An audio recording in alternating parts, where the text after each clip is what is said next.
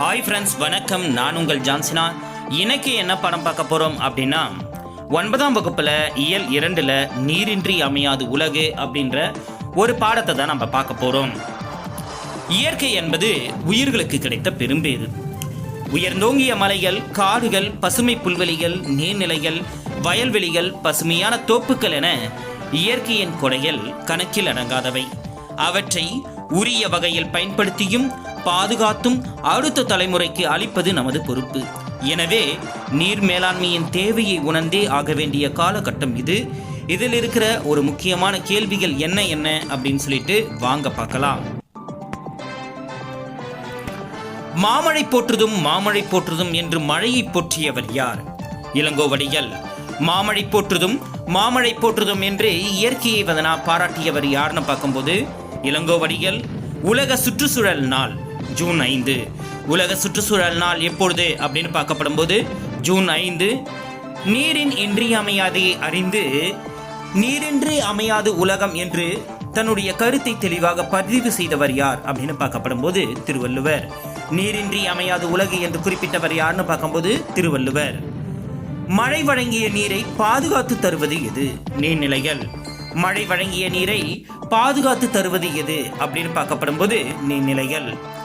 மழை உழவுக்கு உதவுகிறது. விதைத்த விதை 1000ஆக பெருகுகிறது. நிலமும் மரமும் உயிர்கள் நோயின்றி வாழ வேண்டும் என்னும் நோக்கில் வளர்கின்றன என்ற வரிகளை குறிப்பிட்டவர் யாருன்னு பார்க்கப்படும் போது மாங்குடி மருதனார். மழை உழவுக்கு உதவுகிறது. விதைத்த விதை 1000ஆக பெறுகிறது. நிலமும் மரமும் உயிர்கள் நோயின்றி வாழ வேண்டும் என்னும் நோக்கில் வளர்கின்றன என்ற வரிகளை குறிப்பிட்டவர் யாருன்னு பார்க்க போடும்போது மாங்குடி மருதனார். மனித வாழ்வினுடைய அடிப்படை தேவைகள் எவை? உணவு, உடை, இருப்பிடம். மனித வாழ்வின் அடிப்படை தேவைகள் எவை அப்படின்னு பார்க்கப்படும் போது உணவு, உடை, இருப்பிடம். இந்த உணவு, உடை எவற்றை ஆதாரமாக கொண்டது அப்படின்னு பார்க்கப்படும் போது வேளாண்மையை ஆதாரமாக கொண்டது. உணவு, உடை என்பது எவற்றை ஆதாரமாக கொண்டது அப்படின்னு பார்க்கப்படும் போது வேளாண்மையை ஆதாரமாக கொண்டது. அந்த வேளாண்மை எவற்றை அடிப்படையாக கொண்டது அப்படின்னு பார்க்கப்படும் போது நீரை அடிப்படையாக கொண்டது. காவிரி ஆற்றின் மீது பெரிய பாறைகள் கொண்டு வந்து போட்டார்கள்.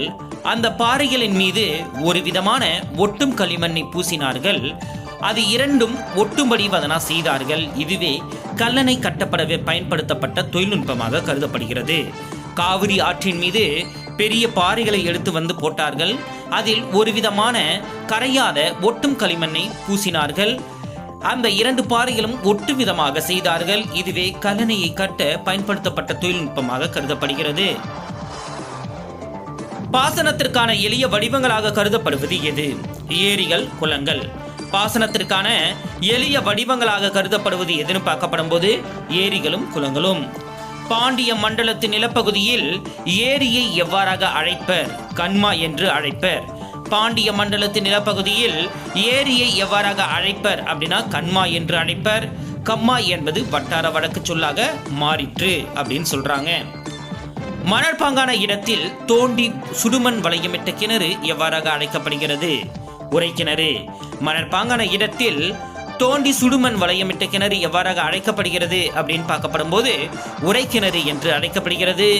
மக்கள் பருகு நீர் உள்ள நீர்நிலைக்கு என்னவென்று பெயர் அப்படின்னு பார்க்கப்படும் போது ஊருணி என்று பெயர். மக்கள் பருகு நீர் உள்ள நீர்நிலைக்கு என்னவென்று பெயர் அப்படின்னு பார்க்கப்படும் போது ஊருணி என்று பெயர். விரிவான பாசன திட்டத்திற்கு எடுத்துக்காட்டாக அமைந்துள்ளது எது? கல்லணை. விரிவான பாசன திட்டத்திற்கு எடுத்துக்காட்டாக அமைந்துள்ளது எதுன்னு பார்க்கப்படும் போது கல்லணை. கல்லணையின் நீளம் 1080 அடி. கல்லணையின் நீளம் 1080 அடி. அகலம் 40 முதல் 60 அடியாகவும் உயரம் 15 முதல் 18 அடியாகவும் காணப்படுகிறது. கல்லணையின் நீளம் 1080 அடியாகவும் அகலம் 40 முதல் 60 அடி உயரமாகவும் 40 முதல் 60 அடி அகலமாகவும் உயரம் 15 முதல் 18 அடி உயரமாகவும் காணப்படுகிறது. மணிநீரும் மண்ணும் மலையும் அணிநிழற் காடும் உடையது அரண். இந்த குறட்பாவில் திருவள்ளுவர் எதற்கு முதன்மை தருகிறார்? நீருக்கு முதன்மை தருகிறார். மணிநீரும் மண்ணும் மலையும் அணிநிழற் காடு உடையது அரண் என்ற பாடல் வரிகளில் திருவள்ளுவர் எதற்கு முதலிடம் தருகிறார் அப்படின்னு பார்க்கும்போது நீருக்கே முதலிடம் தருகிறார். உணவெனப்படுவது நிலத்தோடு நீரே என்ற வரிகளை குறிப்பிட்டவர் யாருன்னு பார்க்கும்போது புறநானூறு குடப்புலவினார். இந்திய நீர்ப்பாசனத்தின் தந்தை என்று அழைக்கப்படுவர் யார்? Sir Arthur cotton. இந்திய நீர்ப்பாசனத்தின் தந்தை என்று அழைக்கப்படுவர் யார்னு பார்க்கப்படும்போது சர் ஆர்தர் காட்டன். ஆங்கில பொறியாளராக இவர் கல்லணையை பல ஆண்டுகாலம் ஆராய்ந்தார். சர் ஆர்தர் காட்டன் ஆங்கில பொறியாளர். கல்லணையை பல ஆண்டுகாலம் அதனை ஆராய்ந்தவர் யாருன்னு பார்க்கும்போது சர் ஆர்தர் காட்டன். கல்லணை பல காலம் மணல் மேடாகி நீரோட்டம் தடைப்பட்டது. ஒருங்கிணைந்த தஞ்சை மாவட்டம் தொடர்ச்சியாக வெள்ளத்தாலும் வறட்சியாலும் வளமை குன்றியது. இந்த சூழலில் காவிரி பாசன பகுதிக்கு தனி பொறுப்பாளராக ஆங்கில அரசால் சர் ஆர்தர் காட்டன் எப்பொழுது நியமிக்கப்பட்டார் அப்படின்னு பார்க்கப்படும் போது 1829 ஆண்டு நியமிக்கப்பட்டார். கல்லணைக்கு சர் ஆர்தர் காட்டன் இட்ட பெயர் என்ன அப்படின்னு பார்க்கும்போது grand anicut. கல்லணைக்கு sir Arthur cotton இட்ட பெயர் என்னன்னு பார்க்கப்படும் போது கிராண்ட் அணைக்கட். கல்லணையின் கட்டுமான உத்தியை கொண்டு கோதாவரி ஆற்றின் குறுக்கே தவளீஸ்வரம் அணையை எந்த ஆண்டு கட்டினார்? 1873. கல்லணையின் கட்டுமான உத்தியை கொண்டு கோதாவரி ஆற்றின் குறுக்கே தவளீஸ்வரம் அணையை எப்பொழுது கட்டினார் அப்படின்னு பார்க்கப்படும் போது 1873. நம் வாழும் பகுதி தமிழ்நாடு ஆனது வெப்பமண்டலமான பகுதியாகும். நம் வாழும் தமிழ்நாடு பகுதியானது வெப்பமண்டல பகுதியாகும். தாயை பழித்தாலும் தண்ணீரை பழிக்காதே என்பது என்ன வழக்கு? சொல் வழக்கு. தாயை பழித்தாலும் தண்ணீரை பழிக்காதே என்பது என்ன வழக்கு அப்படின்னு பார்க்கப்படும் போது சொல் வழக்கு. நீரும் நீராடலும் வாழ்விலோடு பிணைக்கப்பட்டவையாக விளங்குகின்றன என்று குறிப்பிட்டவர் யாருன்னு பார்க்கும்போது பேராசிரியர் தோ பரமசிவன். நீரும் நீராடலும் வாழ்விலோடு பிணைக்கப்பட்டவையாக விளங்குகின்றன என்பதை பற்றி குறிப்பிட்டவர் யாருன்னு பார்க்கும்போது பேராசிரியர் தோ பரமசிவன். குளித்தல் என்ற சொல்லுக்கு உடம்பினை தூய்மை செய்தல் அல்லது அழுக்கு நீக்குதல் என்பது பொருள் அல்ல. குளித்தல் என்பது உடம்பினை தூய்மை செய்தல் அல்லது அழுக்கு நீக்குதல் என்பதெல்லாம் பொருள் அல்ல. சூரிய வெப்பத்தாலும் உடல் உழைப்பாலும் வெப்பமடைந்த உடலை குளிர வைத்தல் என்பதே அதன் பொருளாகும். குளித்தல் என்பதே குளித்தல் என்று ஆயிற்று என்று ஒரு விளக்கத்தை தந்தவர் யாருன்னு பார்க்கப்படும் போது பேராசிரியர் தோ பரமசிவன். குள்ள குளிர குடைந்து நீராடி என்ற பாடல் வரிகளை குறிப்பிட்டவர் யார்? ஆண்டாள். குள்ள குளிர குடைந்து நீராடி என்ற பாடல் வரிகள் குறிப்பிட்டவர் யாருன்னு பார்க்கும்போது ஆண்டாள். ஆண்டாள் குள்ளமா இருப்பாங்க அப்படின்னு ஞாபகம் வச்சுங்க. குள்ள குளிர குடைந்து நீராடி என்ற வரிகளை குறிப்பிட்டவர் யாருன்னு பார்க்கும்போது ஆண்டாள். தெய்வ சிலைகளை குளிர்க்க வைப்பதை எவ்வாறாக அழைப்பர் அப்படின்னு பார்க்கப்படும் போது திருமஞ்சனம் ஆடுதல். தெய்வ சிலைகளை குளிர்க்க வைப்பதை எவ்வாறாக குறிப்பிடுவர் அப்படின்னு பார்க்கப்படும் போது திருமஞ்சனம் ஆடுதல் என்று குறிப்பிடுவர். பிள்ளைத்தமிழ் எவ்வகை நூல்களில் ஒன்று? 96 வகை சிற்றிலக்கிய நூல்களில் ஒன்று. பிள்ளைத்தமிழ் எவ்வகை நூல்களில் ஒன்று அப்படின்னு பார்க்கப்படும் போது 96 வகை சிற்றிலக்கிய நூல்களில் ஒன்று. நீராடல் என்னும் பருவம் இடம்பெற்றுள்ள நூல் எதுன்னு பார்க்கும்போது பிள்ளைத்தமிழ். நீராடல் பருவம் எதில் காணப்படுகிறது அப்படின்னு பார்க்கும்போது பிள்ளைத்தமிழில் காணப்படுகிறது. நாட்டுப்புற தெய்வ கோவில்களில் சாமியாடிகளுக்கு எதை கொடுத்து அருந்த செய்து அந்த சாமியாடிகளுடைய தன்மையை போக்குவார்கள் அப்படின்னு பார்க்கும்போது மஞ்சள் நீர். ஓகேவா?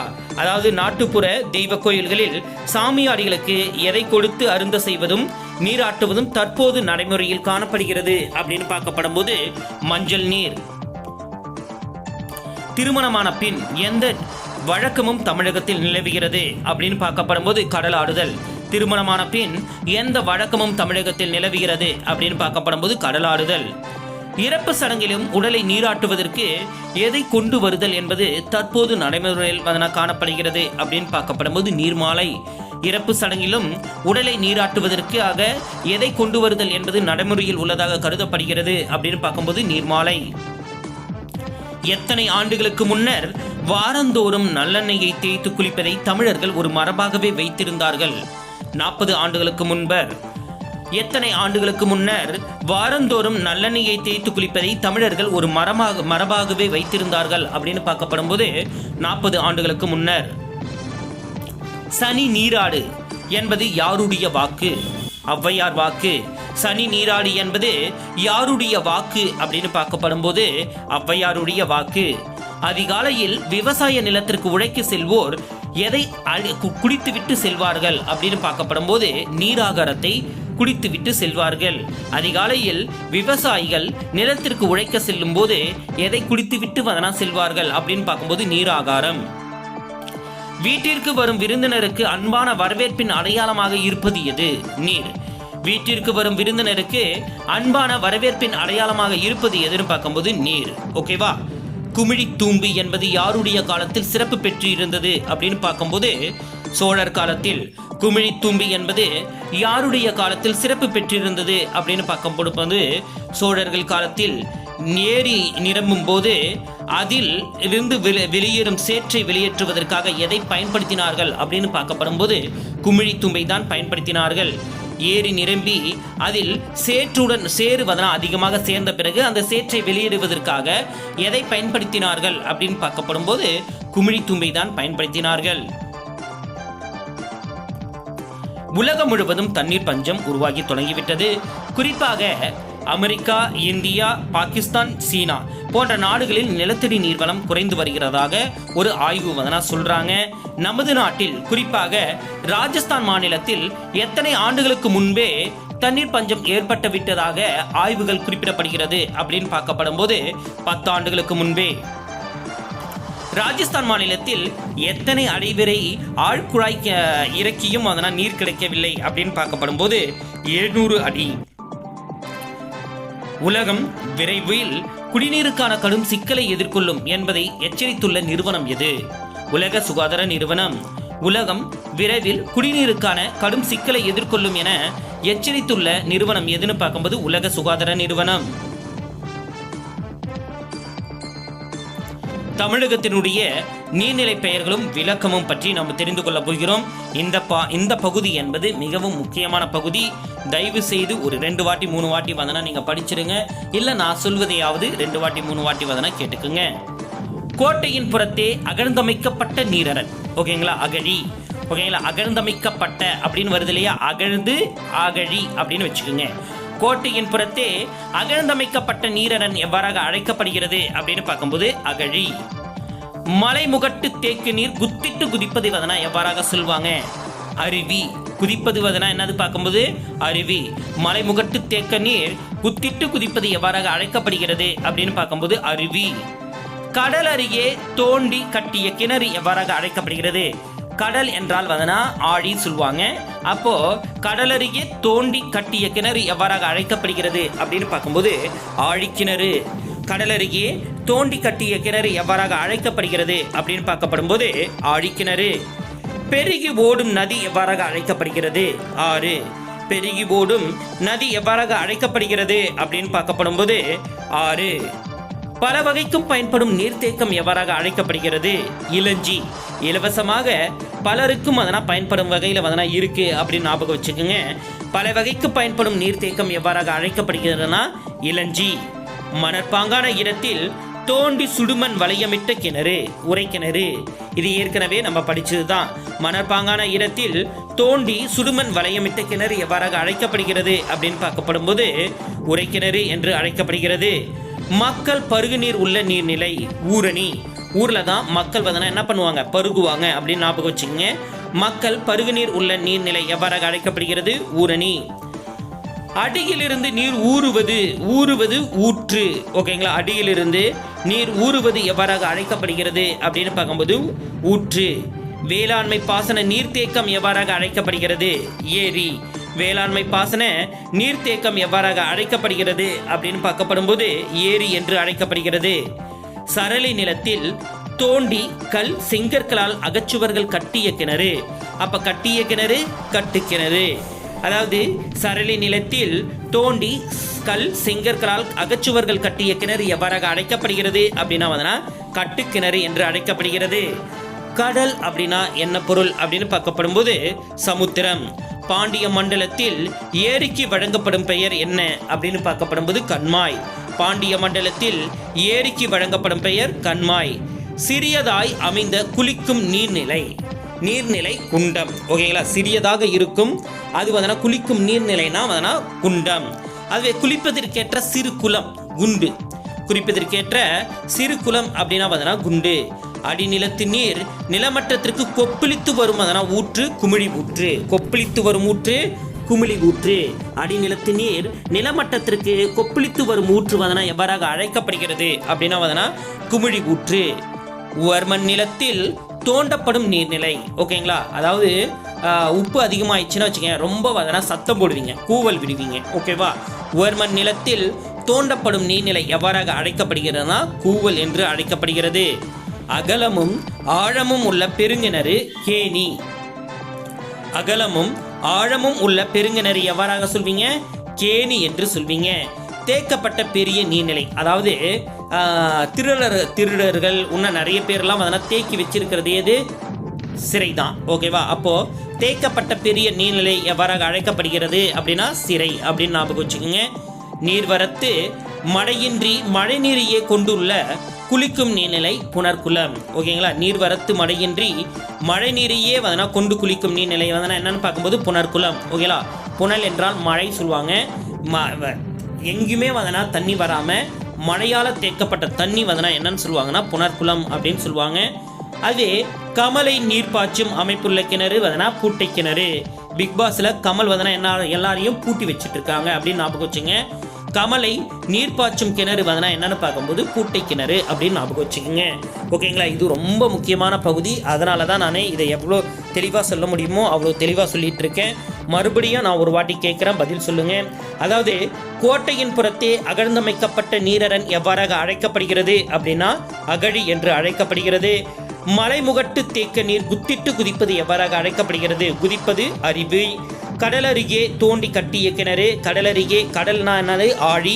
கடலருகே தோண்டி கட்டிய கிணறு எவ்வாறாக அழைக்கப்படுகிறதுனா ஆழி கிணறு என்று அழைக்கப்படுகிறது. பெருகி ஓடும் நதி எவ்வாறாக அழைக்கப்படுகிறது அப்படின்னா ஆறு என்று அழைக்கப்படுகிறது. பல வகைக்கும் பயன்படும் நீர்த்தேக்கம் இளஞ்சி, அதாவது இலவசமாக பலருக்கும் பயன்படுது அப்படின்னு ஞாபகம் வச்சுக்கோங்க. மணற்பாங்கான இடத்தில் தோண்டி சுடுமண் வளையமிட்டு கிணறு உரைக்கிணறு. அதுவே மக்கள் பருகும் நீர் உள்ள நிலை நீர்நிலை எவ்வாறாக அழைக்கப்படுகிறதுனா ஊர்நிலை என்று அழைக்கப்படுகிறது. அதுவே அடிநீரிலிருந்து நீர் ஊறுவது ஊற்று. வேளாண்மை பாசன நீர்த்தேக்கம் எவ்வாறாக அழைக்கப்படுகிறது என்றால் ஏரி என்று அழைக்கப்படுகிறது. சரளை நிலத்தில் தோண்டி கல் செங்கற்களால் அகச்சுவர்கள் கட்டிய கிணறு எவ்வாறாக அழைக்கப்படுகிறது? கட்டிய கிணறுனா கட்டுக்கிணறு என்று அழைக்கப்படுகிறது. கடல் அப்படின்னா என்ன பொருள் அப்படின்னு பார்க்கப்படும் போது சமுத்திரம் அப்படின்னு சொல்லுவாங்க. பாண்டிய மண்டலத்தில் ஏரிக்கு வழங்கப்படும் பெயர் கண்மாய். சிறியதாய் அமைந்த குளிக்கும் நீர்நிலை குண்டம். குளிப்பதற்கேற்ற சிறுகுளம் குண்டு. ஓகேவா, அடிநிலத்து நீர் நிலமட்டத்திற்கு கொப்பளித்து வரும் ஊற்று வந்தனா குமிழி ஊற்று. ஓர்மன் நிலத்தில் தோண்டப்படும் நீர்நிலை. உப்பு அதிகமாச்சா என்ன பண்ணுவீங்க? கூவல் பண்ணுவீங்களா? கூவல். அகலமும் ஆழமும் உள்ள பெருங்கிணறு கேணி என்று அழைக்கப்படுகிறது. தேக்கப்பட்ட பெரிய நீர்நிலை, எல்லாரும் தேக்கி வச்சிருக்கிறது சிறைதான் அப்படின்ட்டு. அதுக்கு அடுத்தது நீர் வரத்து மழையின்றி மழை நீரையே கொண்டுள்ள குளிக்கும் நீர்நிலை எவ்வாறாக அழைக்கப்படுகிறதுனா புனர்குளம் என்று அழைக்கப்படுகிறது.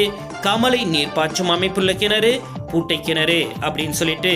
ஓகேவா, ஜான் பென்னிகுவிக் முல்லை பெரியாறு அணை எப்பொழுது கட்டினார் அப்படின்னு பார்க்கப்படும் போது 1895 ஆண்டு கட்டினார். ஓகேவா, தமிழ்நாட்டின் தென் மாவட்டங்களான தேனி, திண்டுக்கல், மதுரை, சிவகங்கை, ராமநாதபுரம் ஆகியவற்றின் விவசாயத்திற்கும் குடிநீருக்கும் உதவும் முல்லை பெரியாறு அணையை கட்டியவர் யாருன்னு பார்க்கப்படும் போது ஜான் பென்னிகுவிக். ஓகேங்களா, அதிகாரத்தை ஆங்கிலேயர் அரசிடம் எப்போது வந்தனா பெற்றார் அப்படின்னு பார்க்கும்போது 1886 வந்தனா பெறுவார். ஆனால் கட்டிய ஆண்டு அப்படின்னு பார்க்கப்படும் போது 1895.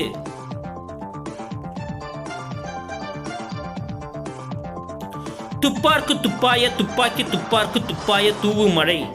ஓகேங்களா, இதில் வந்து என்னென்ன பார்க்கும்போது மழை, அதாவது எல்லாத்தையும் வந்து மழையை வந்து உணவாகவும் எல்லாமாகவும் இருக்கிறது என்று வந்து திருவள்ளுவர் குறிப்பிட்டுள்ளார். புரியுதுங்களா?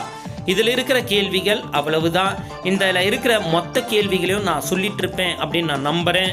இந்த கேள்விகள் உங்களுக்கு பிடிச்சிருந்தா சோடா பயிற்சி மையம் சேனலை லைக் பண்ணுங்கள், ஷேர் பண்ணுங்கள், சப்ஸ்கிரைப் பண்ணுங்கள். ஏதாவது குறைகள் இருந்தால் கமெண்ட் பண்ணுங்கள். உங்களுக்கான வீடியோக்கள் உங்களை தொடர்ந்து வந்துகிட்டே இருக்கும். இதிலிருந்து விடைபெறுவது உங்களின் ஜான்சினா. நன்றி, வணக்கம்.